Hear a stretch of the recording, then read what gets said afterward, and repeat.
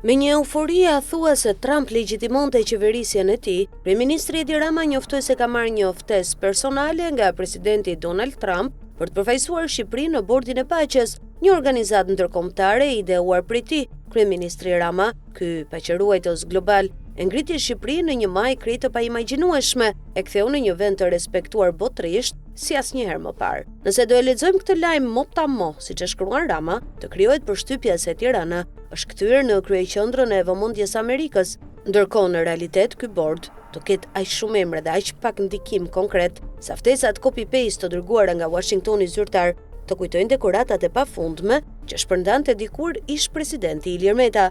Ironia është se kjo ftesë historike vjen në një kohë kur marrëdhëniet reale e Shqipëri-SBA nuk janë aq miqësore e aq më pak të lavdishme siç paraqiten në rrjetet sociale. Pak ditë më parë, SBA ka ngrirë aplikimin për viza për Shqipërinë, një goditje që ekspozoi qartë hendekun mes propagandës zyrtare dhe realitetit. Kjo pjesë natyrisht mungon në narrativën roz të kryeministrit. Rama flet për partneritet strategjik me SBA-n, sikur të ishte një marrëdhënie personale, ku çdo gjë kalon përmes telefonatave dhe ftesave private. Por politika amerikane, sidomos ajo e Donald Trump, shkruan lapsi, në vitin 2026 nuk funksionon me ndjenja, por me interesa shumë të ftohta. Dhe këtu nis pjesa që Rama nuk e thot, por kush arrin të lexojë mes rreshtave, e di mirë që interesi i Trump për Shqipërinë nuk ka të bëjë me ndonjë rol të Tiranës në botë, por me territore, pasuri dhe projekte konkrete. Sazani, dashuria me shikim të parë Ivanka Trump dhe bashkëshortit Jared Kushner, edhe ky i fundit pjesë e bordit të Gazës.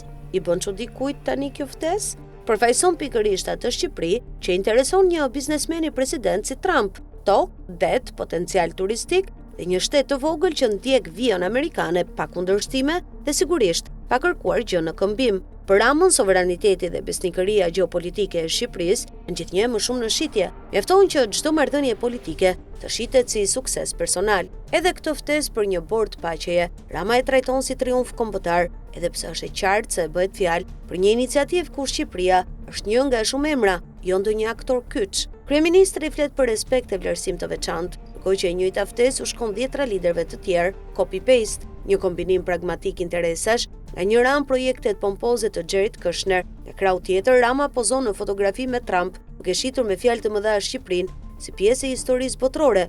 Kur diplomacia matet më shumë me superlativa se sa me rezultate, kur çdo ftesë rastësore shitet si epokale, rrezikojmë të mos dallojmë më se çfarë është vërtet interesi kombëtar dhe çfarë është thjesht një status i radhës.